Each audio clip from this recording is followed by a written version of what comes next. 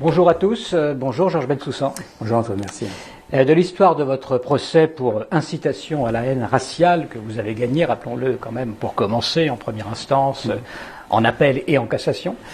Vous avez tiré un livre très personnel, dans lequel vous racontez ces 4 années éprouvantes de procédure judiciaire. Rappelons que vous fûtes attaqué par des associations antiracistes pour avoir dénoncé lors d'une émission de radio, c'était en 2015, la recrudescence d'un antisémitisme arabo-musulman en France. Mais ce n'est pas seulement le récit de cet épisode que vous nous rapportez dans ce livre, ce sont aussi toutes les leçons que vous en tirez sur l'état de la France, sur le déni qui recouvre une certaine réalité sociale, sur la difficulté qu'il y a aussi à en débattre dans le champ intellectuel en particulier, ce qui fait tout l'intérêt de cet ouvrage, un exil français qui vient donc de paraître aux éditions L'Artilleur, avec pour sous-titre « Un historien face à la justice » et une préface de Jacques Julliard. Georges Bensoussan, on va revenir évidemment en plus en détail sur le procès lui-même, sur les leçons que vous en tirez. Un mot peut-être quand même, pour commencer, de votre état d'esprit aujourd'hui. Cet épisode semble vous avoir renvoyé à une condition d'un exilé, c'est le titre du livre. Exil de quoi? Exil... Oui, bien sûr, c'est une condition d'exil que j'ai vécue dès la première audience en janvier 2017. Je l'avais d'ailleurs dit à la fin de l'audience, vers 1h du matin, à la présidente, que pour la première fois de ma vie, j'avais la tentation d'exil et de quitter ce pays. Et finalement, au bout du compte, même si j'ai repris ces mots pour le titre de ce livre, cet exil n'est pas l'exil d'un juif en France, c'est l'exil d'un Français en France, en réalité. Nous sommes des millions à éprouver le sentiment d'être en exil désormais dans ce pays, c'est-à-dire d'avoir le sentiment que plus rien de ce qui nous attachait véritablement à ce pays, ce qu'on faisait le socle culturel et civilisationnel, plus rien ne semblait encore stable, encore debout, et que de plus en plus des pans entiers de ce qui nous semblait fondamental, de ce qui nous semble fondamental, sont en train de s'effriter. Donc ce sentiment d'exil, c'est pour ça d'ailleurs que j'ai cité Edgar Quinet à la fin du livre, c'est un sentiment d'exil partagé, ça n'est pas seulement le mien. Et on voit effectivement tout l'attachement que vous portez, j'allais dire à la France, dans ces provinces, vous racontez, enfin bon, c'est un livre aussi très bien écrit par ailleurs, qui permet de montrer cet attachement, cette sensibilité. Au cours du procès, tout s'est finalement focalisé sur une phrase que vous aviez prononcée donc dans l'émission de Finkielkraut, à savoir que dans les familles arabes en France, on tête l'antisémitisme avec le lait de la mère. Donc alors vos accusateurs ont voulu y voir, comme le dit d'ailleurs la pétition qui a été lancée contre vous, un glissement assumé d'un racisme culturel à un racisme biologique condamnant au délit sans distinction une partie de la population française dès la naissance. Or, dans l'émission, il faut le dire évidemment, comme le note le jugement d'ailleurs, vous affirmiez à plusieurs reprises que toute idée de fatalité, toute idée d'essentialisation vous était étrangère. Mais ça a été très difficile pour vous d'arriver à remettre finalement ce que vous souhaitiez dire dans ce contexte-là. Oui, parce qu'il s'agissait en fait en réalité très vite d'un procès idéologique, d'un procès politique, où j'étais d'emblée déjà condamné avant même d'avoir prononcé le premier mot. Ce qui est frappant dans cette affaire, c'est que je citais un sociologue français d'origine algérienne qui disait dans un film passé sur France 3, « Dans les familles arabes en France, l'antisémitisme est déposé sur les lèvres, au bord des lèvres, il est dans l'air qu'on respire. » Il ne disait pas « dans des familles arabes », il disait « dans les familles arabes ». Moi, je cite non verbatim, c'est d'ailleurs le seul reproche que je me fais aujourd'hui, on m'a déjà posé la question dans d'autres émissions, à savoir si je regrettais mon propos, et je le redis ici, non. Je continue à affirmer qu'il y a un antisémitisme dangereux dans une partie des familles d'origine maghrébine en France, mais ce qui est frappant, c'est que personne ne s'en est pris aux sociologues, et tant mieux d'ailleurs, puisque la liberté de parole, c'est ce qui doit être profondément maintenu, mais ce qui est frappant, c'est qu'on m'a fait passer de la métaphore du lait à la métaphore du sang. Or, à aucun moment dans l'émission, et d'ailleurs la présidente en première instance et en appel ont écouté toute l'émission, non, à aucun moment je ne parle de racisme biologique, à aucun moment je ne parle du sang, c'est quand même un tour de magie extraordinaire que le sang est devenu le lait. Pourquoi? Parce qu'il fallait à toute force m'accuser de racisme, et pour asseoir l'accusation de racisme, il fallait opérer cette mutation extraordinaire du généalogique, la transmission culturelle, par le lait, ou l'air qu'on respire, c'est-à-dire la transmission par l'éducation, qui n'a rien de génétique, donc le passage du généalogique au génétique. Il fallait absolument faire de moi un accusé et procéder à cette transmutation d'ordre quasiment magique qui transformait tout d'un coup le lait en sang, et ça a d'ailleurs été dénoncé lors de la première audience, autant par Elisabeth de Fontenay que par Yves Ternon.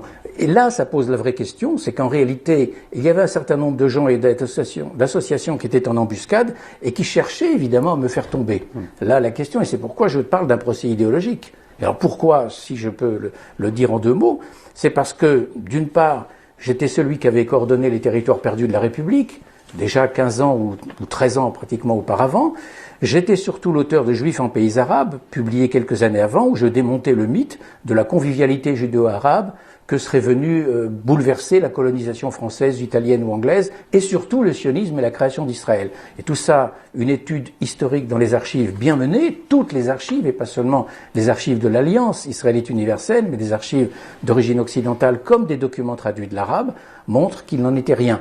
Et donc, d'avoir démonté ce mythe-là, je crois qu'un certain nombre de gens ne me le pardonnaient pas. Et j'allais dire, et ça a été dit à l'audience par pas mal de gens, y compris Alain Finkielkraut, on m'attendait en embuscade. Et l'aubaine, c'était finalement cette phrase sortie de son contexte. On vous attendait et on voulait recouvrir la réalité finalement de ce que vous disiez. C'était ça aussi le but idéologique. Et c'est ce que j'ai voulu faire dans ce livre, c'est dépasser mon cas personnel. Je ne me pose pas en victime, évidemment, à savoir qu'il s'agit de me complaire en quelque sorte dans la commisération, la compassion sur mon cas. Ça n'a aucun intérêt. Mon procès est un procès banal en soi. La 17e chambre correctionnelle, on en voit beaucoup, mais il révèle quelque chose de la société française. Fait social total. Absolument. Pour reprendre l'expression de Mauss.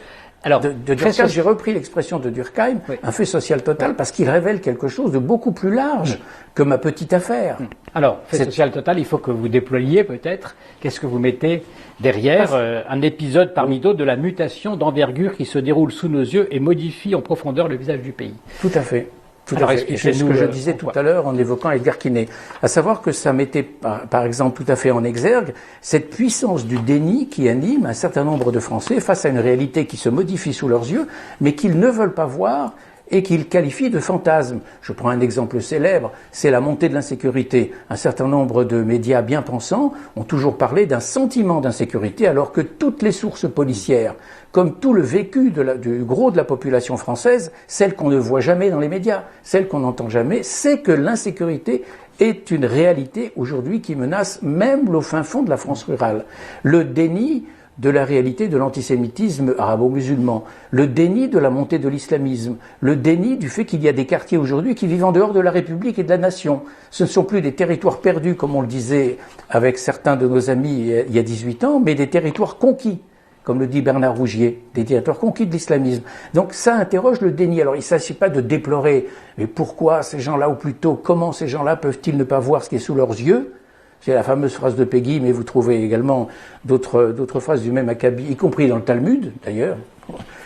Et ce qui est frappant, c'est plutôt ou plutôt ce qui est intéressant, c'est plutôt de se demander, mais pourquoi sont-ils animés par une telle passion du déni ? C'est ça la vraie question. Ouais, vous avez une réponse ? Ou des éléments de réponse ? Des éléments de réponse, j'ai pas de réponse, ce serait bien présomptueux.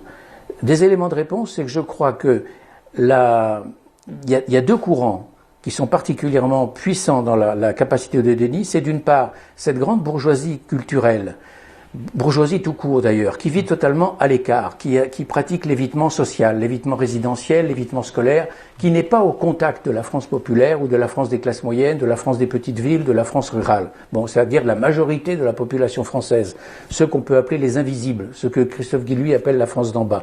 Ceux-là ne comprennent pas ce que vit la majorité de la population française. Bon. Mais il y a également tout un autre courant que Régis Debray a appelé il y a quelques années la basse intelligentsia. Et ce courant de basse intelligentsia, c'est-à-dire de gens médians, c'est-à-dire en langage bourdieusien, on dirait les fractions dominées de la classe dominante. Ouais. Bon. Et ça peut faire sourire, mais je crois que c'est très opératoire comme concept. Ce sont des gens qui ont acquis un certain niveau de diplôme, surtout bac plus 3, bac plus 4, bac plus 5, mais qui n'obtiennent pas comme position sociale dans la société, qui n'obtiennent pas ce à quoi ils pouvaient prétendre avec le diplôme. Et il y a donc toute une classe de millions et de millions de diplômés qui sont confinés dans des emplois subalternes, qui ne correspondent pas à leur niveau d'études et qui développent une forme d'amertume et de ressentiment qui se traduit par une colère en règle générale contre tout ce qui ressemble à un pouvoir institué, à une norme instituée et aussi à quelque chose qui pourrait sembler mettre à l'écart ceux qui sont déjà présentés comme des stigmatisés de la société, c'est-à-dire les immigrés ou les descendants d'immigrés. Un peu comme s'ils s'identifiaient à ces dominés, pour reprendre encore un vocabulaire bourdieusien, à ces dominés de la société. C'est la rencontre entre ces deux courants qui forment ce déni qui est puissant dans la société française, mais qui n'est pas majoritaire. Voilà, mais qui est difficile à lever, effectivement. Parce qu'il y a aussi, vous en parlez évidemment longuement, la dégradation des conditions du débat intellectuel. Dans un chapitre s'intitule « Doxa et mort sociale », une des clés du basculement en cours, selon vous, l'ère du débat a régressé avec le basculement de la sphère intellectuelle à la sphère moraliste, on n'en a pas encore parlé, de la sphère moraliste, avec le passage du « qu'est-ce qui est vrai » à « qu'est-ce qui est bon pour ». Et vous concluez, au nom du bien, le désaccord devient crime. Là, c'est très grave par rapport au débat, effectivement. Vous avez raison. On n'est plus dans le débat intellectuel où il s'agit de départager le vrai du faux. On est dans un débat moraliste où il s'agit de dire le bien, le mal. C'est pas ça la vie intellectuelle. Et il y a pire encore, la caricature, c'est est-ce que vos propos font le jeu du Rassemblement national ou non ? Là, on est dans une caricature totale du débat intellectuel. Et c'est ça qui est effectivement quelque chose de grave, parce qu'on n'est plus des adversaires qui discutons, parce que le propre du débat, le propre de la démocratie, c'est bien le débat, donc le désaccord. C'est la fameuse phrase de Rosa Luxembourg, la liberté, c'est toujours la liberté de celui qui pense autrement. Et là, tous ces gens qui pratiquent le terrorisme intellectuel ont complètement oublié Rosa Luxembourg, alors que souvent, ils s'originent d'un certain gauchisme culturel. Et pour eux, on n'a plus des adversaires, on a des ennemis. Et ces ennemis, on les interdit de parole. Et donc, quand vous êtes frappé par l'accusation de racisme, qui est une infamie, vous devenez un infréquentable, vous devenez un ininvitable, vous êtes barré des listes, on dira de vous posément que vous êtes clivant, et quand on dit de vous que vous êtes clivant, ça signifie dans les rédactions qu'on ne vous invitera pas. Je donnerai pour exemple France Culture où cet incident a eu lieu il y a 6 ans. Plus jamais France Culture n'a fait appel à moi. Jamais. Bon, sauf une fois, Alain Finkielkraut l'année dernière, pour m'inviter à réplique à propos d'une émission sur l'antisémitisme, et j'ai décliné son invitation. Et je lui rends hommage. Alors, il faut parler aussi maintenant du clivage au sein même de la communauté juive, puisqu'il y a un chapitre de votre livre qui s'intitule « La société juive et le procès ». Alors, on fait un gros plan là-dessus. Comment est-ce que vous pourriez tracer la frontière, finalement, dans cette communauté, entre ceux qui vous ont soutenu et les autres ? Vous avez relevé le titre « La société juive » et je n'ai pas dit « la communauté juive ». Parce que la communauté juive, je mettrai des guillemets, la communauté juive, elle se limite au fait que nous partageons en tant que juifs un destin commun, en particulier dans le regard de l'antisémite en diaspora. Dans le cas de l'État d'Israël, c'est complètement autre chose dont il s'agit. Bon, on n'a plus affaire à une communauté juive, on a affaire à une nation israélienne hébraïque. C'est totalement différent. Mais ici, nous sommes en fait une société traversée de conflits, traversée de clivages, comme toutes les sociétés. Nous ne sommes pas à l'écart, si vous voulez, des conflits de classe, des oppositions entre diplômés, non diplômés, nantis ou non nantis, etc. Et ce qui s'est passé dans cette affaire, qui a duré 4 années, vous l'avez dit, c'est que l'immense majorité du judaïsme français m'a soutenu. L'immense majorité. C'est une infime minorité qui m'a totalement laissé tomber, qui m'a tourné le dos. C'est cette infime minorité qu'on retrouve pendant l'affaire Dreyfus, ou qui avait très peur d'être confondu avec le capitaine Dreyfus, et qui a tourné le dos au capitaine, et qui ne l'a pas soutenu. Alors évidemment, à l'exception des frères Reynac, à l'exception de Bernard Lazare, et de quelques autres qui ont été des gens admirables, mais le gros de la communauté juive, y compris par exemple la famille Camondo, par exemple, qui était très très connue à l'époque, très célèbre, ont complètement oublié Dreyfus. Ça s'est vu aussi à d'autres époques un peu avant, on ne va pas entrer dans les détails. Alors, quelle est cette mince frange ? Je dirais que c'est la bourgeoisie israélite, financière, la plus aisée, qui vit totalement à l'écart de la réalité du monde français, qui vit dans des quartiers protégés, dans une bulle en quelque sorte, qui n'est pas vraiment au courant de ce que vit le judaïsme populaire. Parce que si je regarde depuis 20 ans, depuis qu'on a tiré la sonnette d'alarme sur l'antisémitisme, moi et d'autres, je n'étais pas le seul, n'oubliez pas qu'il y a eu d'autres alertes, Shmuel Trigano et beaucoup d'autres, et Pierre-André Taguieff, très tôt d'ailleurs Pierre-André Taguieff, bien avant nous, eh bien on constate que c'est le judaïsme populaire, pratiquant, souvent d'origine séfarade, très attaché à Israël, c'est lui qui a pris le gros de la violence qui s'est déversée à ce moment-là contre les Juifs. Le judaïsme protégé du 7e arrondissement, du 8e arrondissement, vivait totalement à l'abri, et il a mis d'ailleurs un temps considérable à prendre au sérieux ce que nous disions. Oui, mais quand même, ils avaient des arguments. Ils disaient, par exemple, il faut être prudent, parce que finalement, il faut exercer une certaine retenue par rapport à ce que vous appelez la doxa sur ces questions identitaires, peut-être pour se protéger. Est-ce que ça peut pas être... Mais lorsqu'on est en 2015... Mohamed Merah, après tout ce qui s'est déjà passé avec Médine et Mouche au musée de Bruxelles, après l'affaire Ilan Halimi, y a-t-il encore lieu d'être prudent pour ne pas dénoncer l'antisémitisme arabo-musulman? Ça me fait penser à la frilosité d'un certain milieu israélite français dans les années 30, où constamment il fallait courber le dos, à faire attendre que l'orage passe en pensant que plus on serait prudent, plus on éloignerait le danger. Toute l'histoire juive nous montre le contraire. Plus on est prudent, plus on craint de nommer le danger, et plus l'ennemi retrouve des forces et encore d'une certaine façon bien plus agressif encore pour nous porter des coups décisifs. Toute l'histoire juive nous l'a montré, mais il semble que cette petite bourgeoisie, cette petite mince couche de la grande bourgeoisie financière israélite soit totalement à l'écart des acquis de l'histoire. On dirait qu'il ne s'est rien passé depuis un siècle. Elle n'a tiré aucune leçon. Elle me fait penser à ce fameux mot des émigrés qui n'ont rien oublié et rien appris. C'est un peu la même chose. Alors, les effets, vous dénoncez donc les effets de cette notabilisation qui a gagné en responsabilité bourgeoise ce qu'elle a perdu en lucidité et en courage, et vous ajoutez jusqu'au fiasco actuel qui prône la nécessaire neutralité de l'institution, oui. Quand toute vie juive autour d'elle, la maison juive de France s'effrite jour après jour, morceau après morceau. Cette maison juive oui. de France qui s'effrite jour après jour, est-ce que c'est oui. un autre mot pour le franco-judaïsme, par exemple, c'est-à-dire la possibilité de... La maison juive de France s'effrite jour après jour est quelque chose auquel on n'a pas assez porté attention. Depuis 30 ans, la communauté juive de France a perdu 100 000 membres. 100 000 membres. 60 000 sont partis vers Israël et 40 000 sont partis vers d'autres destinations. 1/5 de la communauté juive a disparu. Il y a des synagogues entières aujourd'hui, des communautés entières aujourd'hui, on n'arrive même pas à réunir 10 personnes pour le minyan. Tout cela c'est vrai, tout ça c'est connu. On a bien sûr le cas extrême de Toulouse, où pratiquement la moitié de la communauté juive est partie, mais dans bien d'autres communautés, les effectifs se sont raréfiés. Ça c'est une première chose. La deuxième chose, vous parlez de devoir de neutralité. Le devoir de neutralité, c'est uniquement le mémorial de la Shoah qui le met en cause, qui le met en avant, pardon. Au moment où je suis attaqué pour avoir dénoncé l'antisémitisme arabo-musulman dans une partie des familles maghrébines de France, ce que tout le monde sait, et ce que d'ailleurs un certain nombre de musulmans ont accrédité quand je l'ai dit, de Kamel Daoud à Boualem Sansal, dont je rappelle qu'il a envoyé une lettre à la présidente du tribunal en affirmant que tout ce que je disais était la stricte vérité et que ça se disait tous les jours dans les mosquées en Algérie. Bon. Boualem Sansal, je ne lui ai rien demandé. Même si j'ai une bonne relation d'amitié avec lui, je ne lui avais rien demandé. Il l'a fait de lui-même. Autrement dit, ce que je dénonçais, c'était quelque chose d'évident pour les milieux qui ont un minimum d'honnêteté intellectuelle. Et à ce moment-là, je suis lâché par l'institution qui aurait dû me soutenir, qui n'a jamais trouvé un mot en public, ni même un mot en privé, même pas un SMS, ni un mail de soutien, alors qu'elle est censée lutter contre l'antisémitisme et contre cet antisémitisme qui flambe en France et qui a fait partir un certain nombre de nos compatriotes, ou qui a fait régresser la population juive en Seine-Saint-Denis.